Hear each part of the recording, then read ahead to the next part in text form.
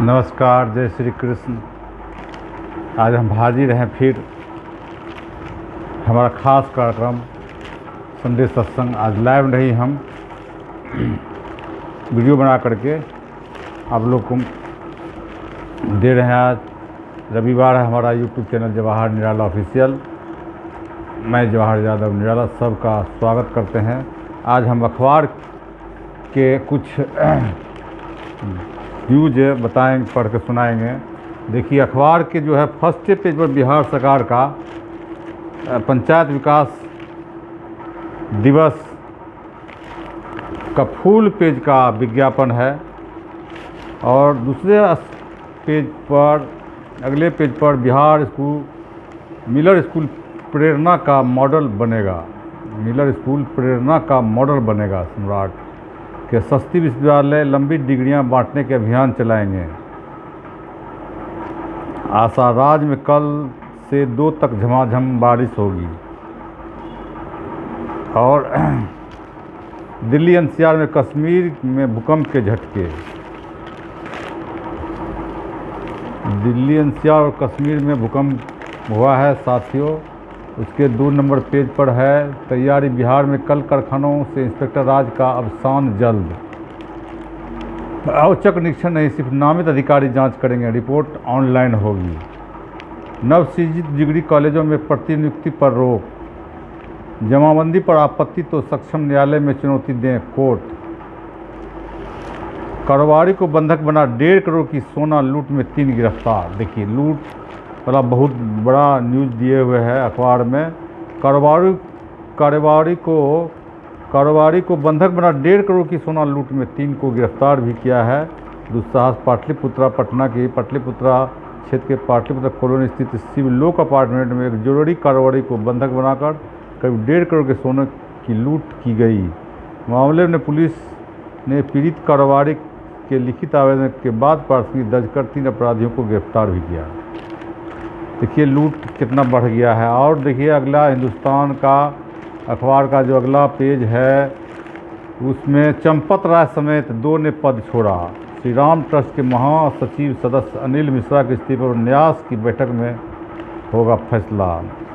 और सबसे हम खबर हम सुनाते हैं, महाराष्ट्र में टीटी को पेपर लीक, बिहार के 2 समेत 3 गिरफ्तार। देखिए, खाली बिहार में पेपर लीक होता है, महाराष्ट्र में भी जब सरकार है बीजेपी तो वहाँ भी टीटी का पेपर, टीचर एलिजिबिलिटी टेस्ट का पेपर जो है लीक हुआ है। बिहार का उसमें आदमी है पुणे थाना एजेंसी। पेपर लीक होने के बाद महाराष्ट्र में रविवार को होने वाली शिक्षक पात्रता परीक्षा टीटी 2026 स्थगित कर दी गई। इससे पहले ठाणे जिले के भिवंडी में हुए छापेमारी में कुछ लोगों के पास इस परीक्षा के 4 प्रश्न पत्र बरामद किए। इस मामले में पुलिस ने बिहार के 2 व हरियाणा के एक साथी को गिरफ्तार करते हुए एक अंतर्राज्यीय सिंडिकेट का पर्दाफाश किया है। आरोपियों की पहचान बिहार के आकाश कुमार और राजीव शाह तथा हरियाणा के धीरज कुमार के रूप में हुई है। साथियों, और सुनते हैं, मंदिर की जमीन से जुड़े सौदे भी जांच के घेरे में। अब देखिए, चंपत राय का जो ट्रस्ट का मामला है चंदा चोरी का, तो मंदिर की ज़मीन से भी जुड़े सौदेबारी की जांच घेरे में आया है। मंदिर की ज़मीन से जुड़े सौदों को भी एसआईटी जांच करी। कम कीमत की ज़मीन अधिक में खरीदने के आरोप के बाद एसआईटी ने इसे विस्तृत जांच में शामिल किया है। देखिए, कितना बड़ा राम के नाम पर यहाँ चंदा चोरी हो रहा है। और आज हम सब जब करेंगे तो कुछ न कुछ अखबार से ही सुनाते रहते हैं। आज थोड़ा ज़्यादा ही सुनते हैं। और आगे पेज 4 नंबर पर है, बेड चिन्हित करने के बाद भी 26 सदर अस्पतालों में आईसीयू नहीं बनी। पतिया ऐसा है जिला सदर अस्पताल कि जिसमें 26 में आईसीयू ही नहीं है। तो सुनिए चिकित्सा का हाल। पटना बिहार के 26 जिलों के सदर अस्पतालों में आईसीयू संचालित नहीं है। स्वास्थ्य विभाग ने 1 माह के अंदर सभी जिला अस्पतालों में आईसीयू शुरू करने का निर्णय लिया है। इस निर्णय को ज़मीन पर उतारने तथा इन चुनौतीपूर्ण लक्ष्य को माह भर में पूरा करने के लिए राज्य स्वास्थ्य समिति ने प्रयास तेज किया है। इसे जुलाई तक शुरू करने की तैयारी की गई। ठीक है। विभाग का 1 माह में सभी जिलों में आईसीयू शुरू करने का निर्णय। स्वास्थ्य विभाग ने वर्तमान स्थिति का गैप एनालिसिस कराया। जिला अस्पतालों की कमियों को दूर करने की भी तैयारी। न्यूनतम 12 बेड का आईसीयू होना चाहिए। दूसरा, विपक्ष विशेषज्ञ इंट्रोसिविस्ट के अलावा आईसीयू में 24 घंटे एक योग medical team, resident doctor, anaesthetist और प्रशिक्षित नर्स की ऑन साइट उपलब्ध अनिवार्य है। इसमें एक मरीज पर एक विशेषज्ञ डॉक्टर अथवा बीमारी की गंभीरता के अनुसार 2 डॉक्टर होने चाहिए। नर्स मरीज का अनुपात आमतौर पर गंभीर मरीजों के लिए 1.1 और सामान्य आईसीयू मरीजों के लिए 1.2 या 1.3 होने चाहिए। प्रत्येक आईसीयू बेड के पास मल्टी पैरामीटर मॉनिटर जो ईसीजी, ब्लड प्रेशर, ऑक्सीजन का स्तर मापे, वेंटिलेटर, डिफाइंडर और ऑक्सीजन की निर्बाध आपूर्ति होनी चाहिए। देखिए, इतना सब हॉस्पिटल में पहले से नहीं है, जितना इसमें बता रहा है ये सब होना चाहिए, पहले से है नहीं। जब सदर अस्पताल क्या जी के लिए चल रहा है, सुनिए। आईसीयू में 24 घंटे बिजली का बैकअप, साफ सफाई, सख्त माहौल और लैब तथा ऑपरेशन थिएटर, एक त्वरित पहुंच सुनिश्चित होनी चाहिए।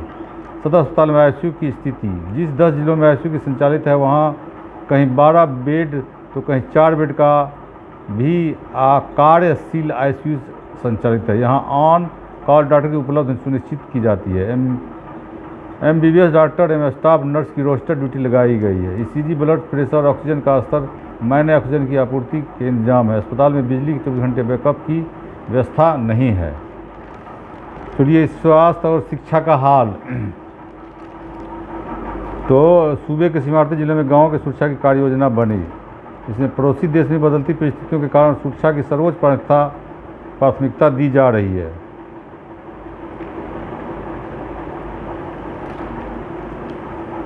सुनिए, पंचायतों तक पहुंचने अग्नि सुरक्षा संबंधी जागरूकता। राज्यपाल ने कोई कहा है। राज्यपाल सैयद अता हसनैन ने कहा कि अग्नि सुरक्षा संबंधी जागरूकता राजधानी तक सीमित न रहकर प्रत्येक जिला, प्रखंड और प्रत्येक 3 माह पर नियमित जागरूकता कार्यक्रम आयोजित किए जाने चाहिए। ठीक है। बीम्स पावापुरी के छात्र बीम्स पावापुरी के रविशंकर ने बायोमेट्रिक संचालक रंग संरची साजिश।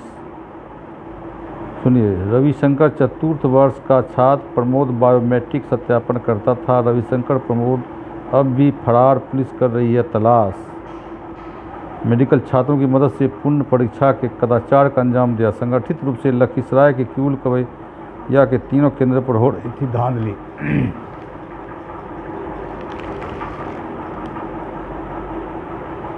सुनिए, आपत्तिजनक पोस्टर डालने वाले 128 पर एफआईआर। सोशल मीडिया पर आपत्तिजनक, भ्रामक और विधि व्यवस्था को प्रभावित करने वाली सामग्री डालने वालों पर बिहार पुलिस की साइबर इकाई की कड़ी नज़र है। इकाई ने इस साल बीते 4 महीने में मार्च से जून तक के दौरान राज्य में 128 प्राथमिकी दर्ज की, 16 आरोपितों को गिरफ्तार किया। आगे सुनाते हैं। सुनिए, नगर निगम की संपत्तियों का होगा सर्वे, अतिक्रमण हटेगा। तैयारी, पहली बार होगी जियो टैगिंग, अवैध कब्जा हटाने के लिए विशेष टीम गठित।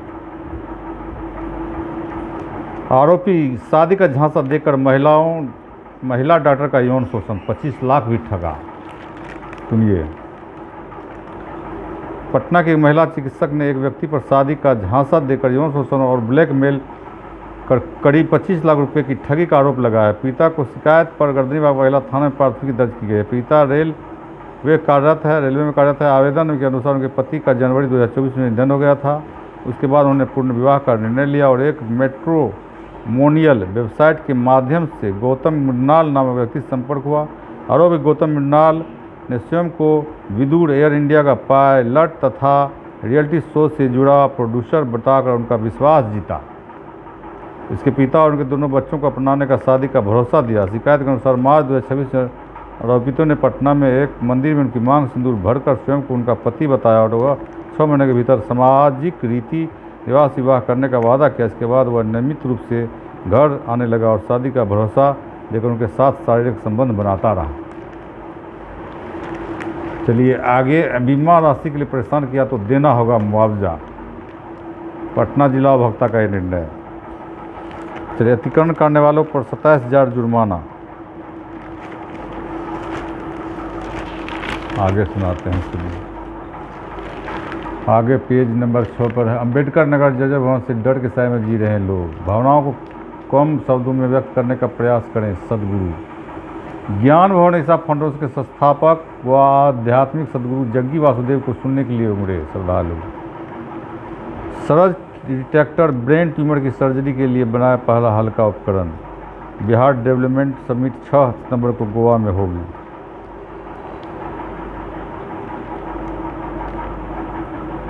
नए सरकारी वकीलों की टीम बनेगी। हाईकोर्ट में जल्द ही नए सरकारी वकीलों की पूरी फौज देखने को मिलेगी। शनिवार को हाईकोर्ट में राज्य सरकार का पक्ष रखने वाले सभी विधि पदाधिकारी, अपर महाधिवक्ता, राजकीय अधिवक्ता, सरकारी वकील और अस्थायी समाधिक ने स्वेच्छा से अपना पद त्याग दिया।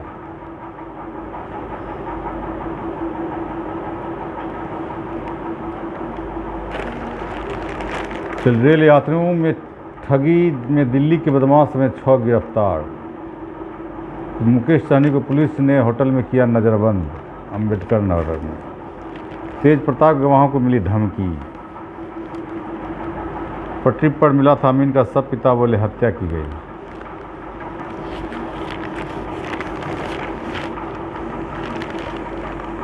चलिए 8वां पेज पर, स्कूलों में 18 जुलाई से पठन माह कई गतिविधियां होंगे।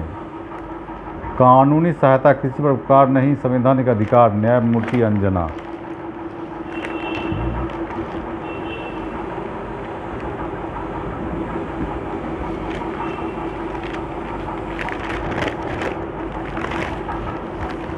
गड्ढे में पलटे 2 ट्रक, घायलों को तरफता छोड़ कोल्ड ड्रिंक लूटने लगे लोग। देखिए अब लोग की कहाँ मानवता भी है। लोग सुनिए, अमानवीयता। थाना फतुहा थाना क्षेत्र के कंचनपुर गांव के पास बीटा सरमेरा NH SH 78 पर शनिवार को 2 ट्रकों की जोरदार भिड़ंत हुई। इसके बाद दोनों ट्रक गड्ढे में पलट गए, जिनमें कोल्ड ड्रिंक लदा ट्रक के चालक और खलासी गंभीर रूप से घायल हो गए। दोनों घायलों को तत्परता छोड़कर ग्रामीणों ने कोल्ड ड्रिंक लूटने की ग्रामीण में होड़ मच गई। इस घटना का वीडियो सोशल मीडिया पर वायरल हो गया।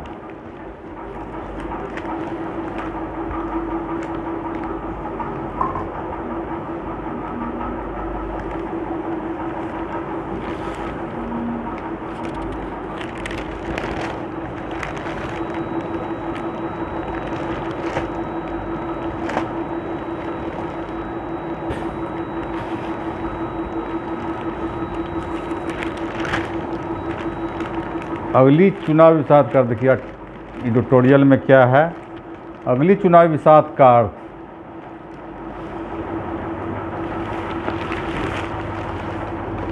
ये क्या खानदान आधारित ऐसे दलों के दिन अब लग चले जो राष्ट्रीय स्तर पर मोल भाव करते आए हैं? इस सवाल का जवाब हमें लखनऊ से मिलेगा। अगर अखिलेश यादव विधानसभा चुनाव जीत जाते हैं तो ऐसे पार्टियों के लिए लाइट हाउस साबित होंगे। यदि ऐसा नहीं हुआ तो भाजपा गठबंधन के सामने कांग्रेस की अगुवाई में अगले साल एक मजबूत गठजोड़ की संभावना प्रबल उठेगी। जैविक खेती से जिंदगियां बचाता समर्था नौजवान। चलिए अब देश दुनिया के लास्ट पेज पर बताते हैं क्या है। सेशल्स हिंद महासागर में भारत का अहम साझेदारी। मोदी। दिल्ली के मंदिरों पर आतंकी हमले का अलर्ट, जांच शुरू।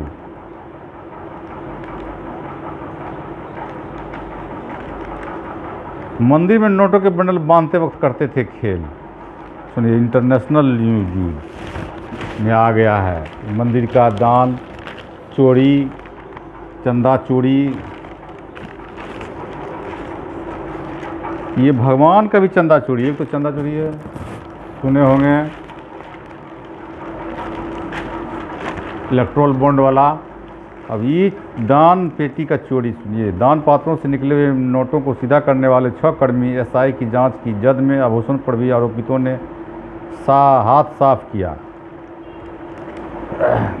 अयोध्या वरिष्ठ संवाददाता, राम जन्मभूमि मंदिर चौराहा प्रकरण की जांच में एक नया पहलू सामने आया है। SIT से जुड़े सूत्रों के अनुसार इस मामले में नामजद 8 आरोपियों 6 कर्मियों का काम नोटों की मशीन से गिनती करना नहीं था, इनकी ड्यूटी दान पात्रों निकालने, मुड़े तुड़े नोटों को सीधा कर बंडल बनाते हुए रबर लगाकर व्यवस्थित करने की थी। जांच एजेंसियों का मानना है कि कथित हेराफेरी इसी दौरान की गई है। गिरफ्तार 8 अभियुक्तों में 6 अनुकल्प मिश्र, लवकुश मिश्र, मनीष यादव, रमाशंकर मिश्र, अविनाश शुक्ल, करुणेश पांडे का यही काम था। इस कारण दानपत्रों में खाली करने की छोटे छोटे आभूषणों पर भी हाथ साफ किया गया। अनिल गोपाल पर लटकी एफआईआर की तरवीर। भूमि विवाद बावजूद चंपत राय को बेफिक्री भारी पड़ी। चढ़ावा चोरी के 8 आरोपी सलाखों के पीछे माना जा रहा है कि बदली परिस्थितियों में डॉक्टर अनिल मिश्र, गोपाल राव पर भी केस दर्ज होने की तलवार लटक रही है, मगर इन पर गंभीर नहीं है। हल्की धाराओं में केस दर्ज किया जा सकता है क्योंकि एसआईटी की जांच में इन पर केवल लापरवाही के सबूत मिले हैं।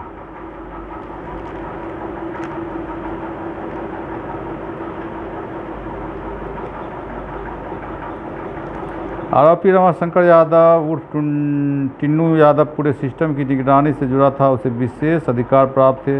बताया जाता है कि वॉकी टॉकी के माध्यम से बिना तलाशी किसी व्यक्ति की एंट्री और एडिट कराने की स्थिति में था। जांच एजेंसियों को संदेह है कि इसी व्यवस्था का कथित तौर पर दुरुपयोग कर नकदी बाहर निकली। इसी आधार पर उसके खिलाफ जांच आगे बढ़ाई जा रही है।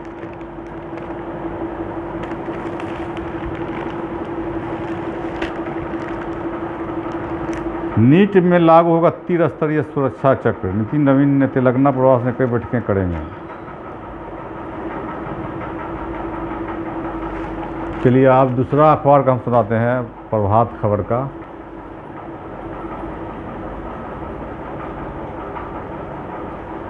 साथियों, आप कैसे हैं आप लोग? इसे अगर हमारे चैनल पर पहली बार आए हैं तो चैनल को सब्सक्राइब कर दीजिए, बेल आइकन की घंटी भी दबा दीजिए टर्न से, और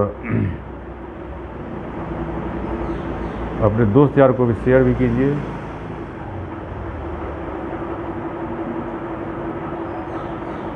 अखबार से प्रभात खबर का संक्षेप में बताएंगे, थोड़ा थोड़ा सुनिए।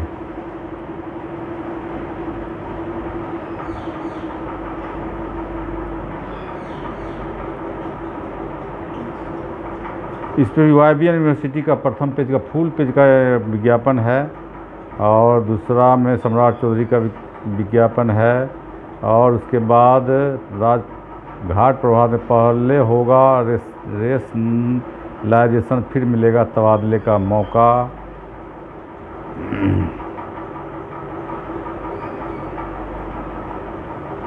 और उसके बाद आगे पर है नीट के बाद महाराष्ट्र टीटी का पेपर भी लीक, मास्टरमाइंड समस्तीपुर का। उसके अगला पेज पटना शहर में है मिलर विद्यालय बनेगा मॉडल स्कूल, राज्य के लिए होगा उदाहरण, सीएम।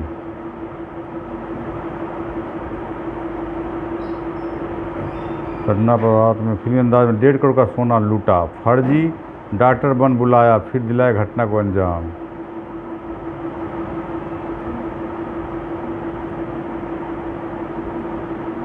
पीजी में स्नातक से अलग विषय में नामांकन के लिए देनी होगी परीक्षा। कहने का मतलब है कि अगर पीजी में एडमिशन लेते हैं तो अगर आपका ऑनर्स के अलग दूसरा सब्जेक्ट का पीजी करना है तो उसके लिए अलग से परीक्षा देनी होगी, एंट्रेंस टेस्ट। और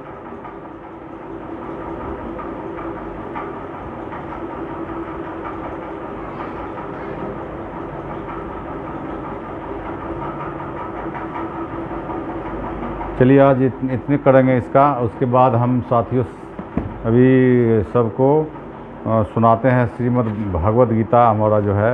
इससे पहले अपने गुरुजन वैष्णव जन संत महापुरुषों के चरणों में सादर नमन करते हैं। और हमारा जो खास कार्यक्रम है संडे सत्संग में श्रीमद् भागवत गीता, उसका आज हम हिंदी में सुनाएंगे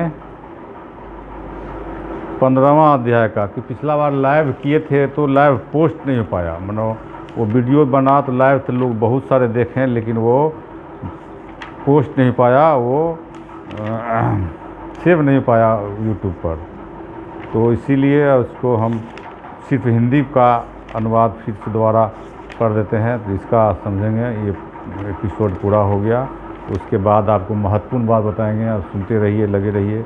इस 15वां अध्याय का नाम है पुरुषोत्तम योग। 20 श्लोकों में रचित पुरुषोत्तम योग नामक 15वां अध्याय तथा भक्ति योग नामक 12वां अध्याय गीता के सबसे छोटे तथा मार्मिक अध्याय। 12वें अध्याय में सगुण उपासना का सर्वश्रेष्ठ बताया गया। यह कहा गया कि देहाभिमानियों के लिए अव्यक्त एवं निर्गुण उपासना कठिन है। देहाभिमान की बाधा किस प्रकार दूर हो 13वें 14वें अध्याय में विवेचित किया गया। 15वें अध्याय में संसार, जीव और परमात्मा का विस्तृत विवेचन किया गया। मैं और मेरा मानना व्यभिचार दोष है, इसके लिए संसार वृक्ष का छेदन करने की आज्ञा दी गई है। इस सृष्टि के 3 तत्व प्रकृति, जीव और परमात्मा, तीनों को अनादि मानना तीर्थवाद और जीवात्मा और परमात्मा को अनादि मानना द्वैतवाद और केवल परमात्मा को अनादि मानना अद्वैतवाद है। वेदांत में माया से मुक्ति, जीवात्मा ही परमात्मा, इस विचार से केवल परमात्मा ही अनादि है। माया शक्ति को परमात्मा की अनादि शक्ति कहा जा सकता है। ब्रह्म का स्वरूप मुख से नहीं कहा जा सकता है, मौन हो जानना पड़ता है। गुरुरोस्तु मौनम व्याख्यानम, जो पुरुष है वही प्रकृति है, जो ब्रह्म है वह शक्ति है। जब निष्क्रिय है तब सृष्टि है, स्थित प्रलय नहीं करते तब उन्हें हम ब्रह्म कहते हैं, पुरुष कहते हैं, और जब वे काम करते हैं तो उन्हें हम शक्ति कहते हैं, प्रकृति कहते हैं। ब्रह्म या परमात्मा अथवा शक्ति अभिन्न है। श्री भगवान ने कहा कि वह अविनाशी संसार अस्वस्थ वृक्ष उल्टा है, जिसकी जड़ें ऊपर, शाखाएं नीचे तथा ज्ञान रूप पत्ते हैं, जिसको जो जानता है वही असली जानकार है। गुणों से बढ़ी हुई विषय रूप कोपलों वाली इसकी शाखाएं ऊपर से नीचे फैली हुई है। मनुष्य लोक में कर्म बंधन वाली इसकी जड़ें नीचे की ओर चारों तरफ फैली हुई है। इसका यह रूप वैसा यहाँ वास्तव में तत्व ज्ञान होने पर पाया नहीं जाता है, क्योंकि आदि अंत और स्थिति नहीं है। अच्छी प्रकार से दृढ़ मूल वाले इस अस्वस्थ वृक्ष को अनासक्ति के शस्त्र से दृढ़ता पूर्वक काट कर उसके पश्चात उस स्थान को भली भांति खोजना चाहिए जहाँ पर जाकर पुनः वापस नहीं आते हैं। मैं उसी आद्य पुरुष की शरण प्राप्त करता हूँ, जिसकी पुरातन सृष्टि चारों ओर फैली हुई है, जो मान और मोह रहित हैं, संग दोषों पर विजय प्राप्त कर ली है, नित्य आत्मा के अधिपत्य में है, समस्त प्रकार की कामनाओं से अलग हैं, सुख दुख नाम दंडों से मुक्त हैं, मूढ़ता रहित होकर अविनाशी पद की ओर जाता है। वहाँ सूर्य, चंद्रमा और अग्नि का प्रकाश नहीं है, बल्कि स्वयं प्रकाश है, जहाँ जाकर पुनः वापस नहीं होते हैं। वह मेरा परम धाम है। श्री भगवान अर्पण करते हैं कि जीव में लोक में मेरा ही सनातन अंश जीव होकर प्रकृति में स्थित मन सहित 6 इंद्रियों को आकर्षित करता है। जीव का जो शरीर प्राप्त होता है अथवा जहाँ जाता है, गंध स्थान से वायु की भांति इन सभी को साथ लेकर जाता है। जीव क्षेत्र स्रोत नेत्र स्पर्श रचना और घ्राण के द्वारा मन का आश्रय लेकर विषयों का सेवन करता है। शरीर त्याग करते हुए शरीर में स्थित होकर भोगते हुए 3 गुणों से युक्त जीव को ज्ञान नेत्रों वाले देखते हैं, अज्ञानी नहीं देखते। योगी भी यत्न करते हुए अपने स्थित ईश्वर या जीव का अनुभव करते हैं, परंतु अशुद्ध चित्त वाले अज्ञानी यत्न करके भी नहीं देख पाते। जिस तेज से सूर्य संपूर्ण संसार को प्रकाशित करता है, जो तेज चंद्रमा और अग्नि में है, वह मेरा ही तेज जानो। मैं ही आज ओज से पृथ्वी में प्रवेश करके समस्त प्राणियों का धारण करता हूँ और रस स्वरूप चंद्रमा होकर सभी औषधियों का पोषण करता हूँ। मैं सभी प्राणियों के शरीर में स्थित वैश्य वानर व अग्नि होकर प्राण और अपान वायु से संयुक्त होकर 4 प्रकार के अन्न का पाचन करता हूँ। सभी के हृदय में मैं सम्यक रूप से स्थित हूँ, मुझसे ही स्मृति ज्ञान अमोहन है। सभी वेदों के द्वारा मैं ही जानने योग्य हूँ, वेदांत ज्ञान का करता था, वेदों का जानने वाला हूँ। जिस तत्व को 13वें अध्याय को 6 तथा जड़ प्रकृति तथा अध्याय 7 में प्राप्त प्रकृति कहा गया, उससे इस अध्याय में क्षण के नाम से कहा गया है। अध्याय 13 में क्षेत्र के अर्थात जीवात्मा तथा अध्याय 7 में अपरा कहा गया है, वही अब अक्षर पुरुष कहा गया है। परम ब्रह्मा परमात्मा इन दोनों से विलक्षण और सर्वोपरि, इसलिए उसे पुरुषोत्तम कहा गया है, जो सबका अधिष्ठान है। पुरुषोत्तम ही परम ब्रह्म परम पुरुष पूर्ण भगवान है। यह अध्याय श्रीमद् भागवत का श्रेष्ठ अध्याय है। अध्याय के अंत में गीता का उत्तम शास्त्र कहा गया। जड़ प्रकृति के प्रभाव से मुक्त होकर अर्थात भौतिक रूप से ऊपर उठकर साधक की चेतना दुर्गामी हो जाती है और शुद्ध चैतन्य स्तर पर दिव्यता की अनुभूति होने पर मनुष्य को कृत्य कृत्य हो जाता। हरि ओम तत्सत। आज तो इसका यही हो गया साथियों। अब हम आते हैं महत्वपूर्ण चर्चा पर, जो कि आपको मेन मीडिया या स्ट्रीम में या आपको टीवी फोरम में नहीं दिखाता न्यूज़, वो न्यूज़ हम लेके आते रहते हैं खोज खोज के मीडिया से। तो आप सुनिए, बताते हैं। एक राष्ट्रीय स्वयं सेवक संघ का बहुत महत्वपूर्ण बात है, सुनिए पूरे। कहीं मीडिया स्ट्रीम मीडिया में नहीं दिखाएगा। नीचे पत्र लिखा है, वहाँ उस पर प्रियंक खड़गे, सूचना प्रौद्योगिकी जय प्रौद्योगिकी एवं ई गवर्नेंस मंत्री कर्नाटक सरकार का प्रियांश खड़गे है, और उन्होंने आरएसएस मोहन भागवत को पत्र लिखा है। उसका हम हिंदी अनुवाद प्रस्तुत कर रहे हैं, सुनिए।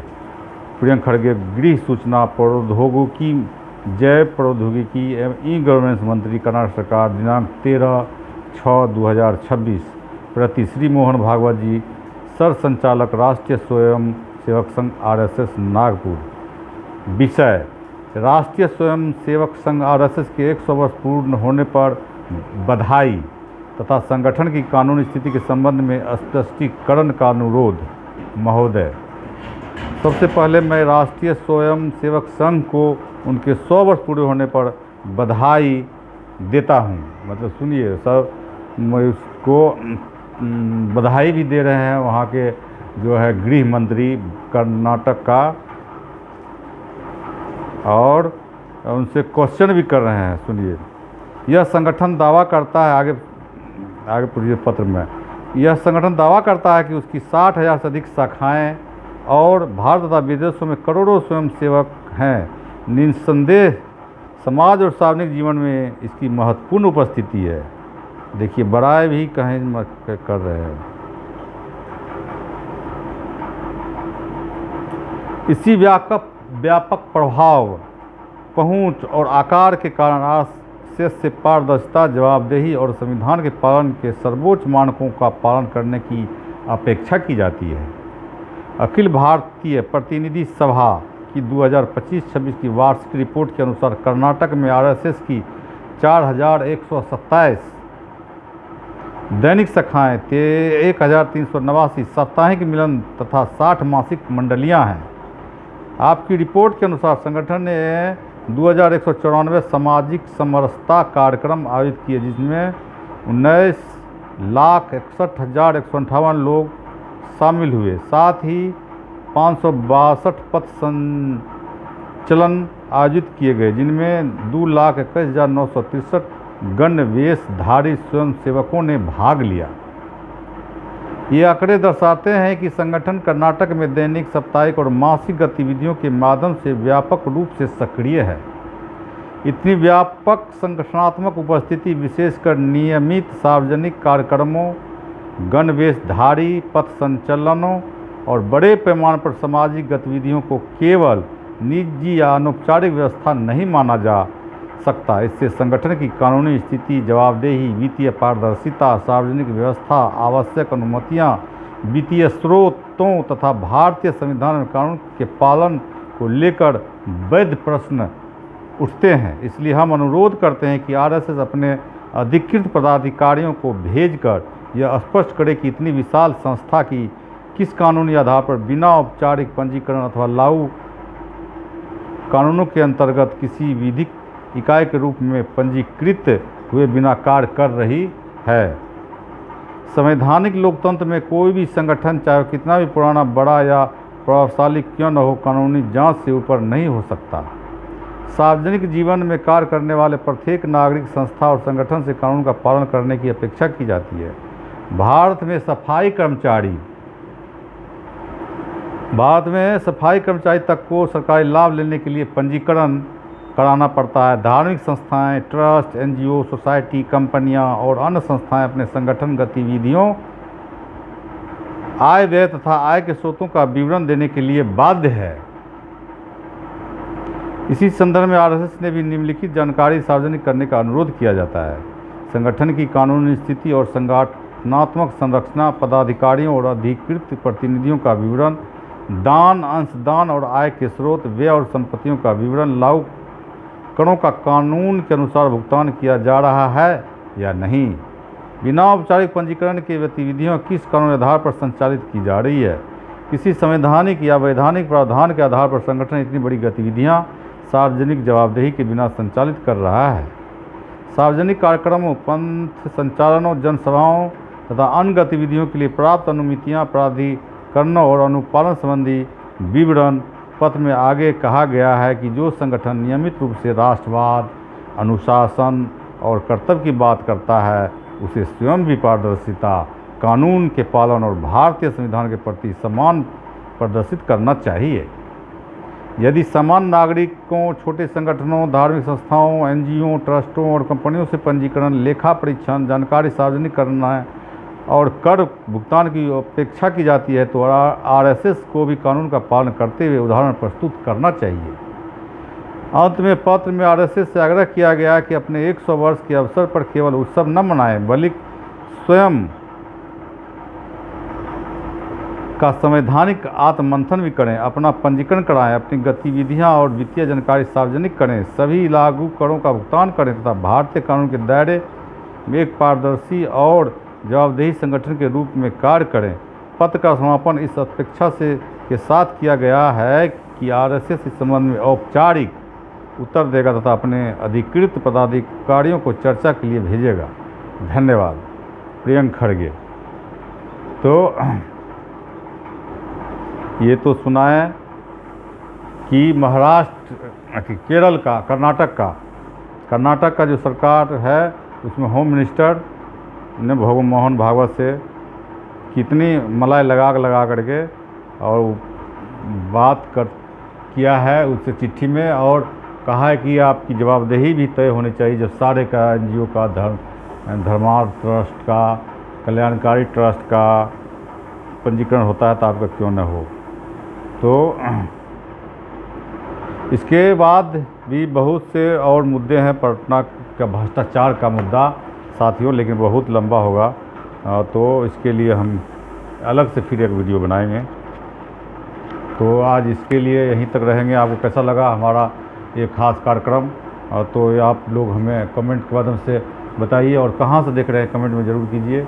और साथ ही चैनल पर नया है तो फिर कहते हैं कि हम देख रहे हैं चैनल पर नया है तो सबसे पहले बेल सब्सक्राइब कर दीजिए, बेल आइकन की घंटी भी दबा दीजिए टर्न से, ताकि कोई हम वीडियो अपलोड करें तो उसकी सूचना मिल जाए। और कैसा लगा हमारा कार्यक्रम, इसी के साथ आज यहीं ईद तक के लिए जय श्री कृष्ण। फिर अगले वीडियो में देखते हैं बिहार का कुछ मुद्दा पर आप लोगों से चर्चा करेंगे।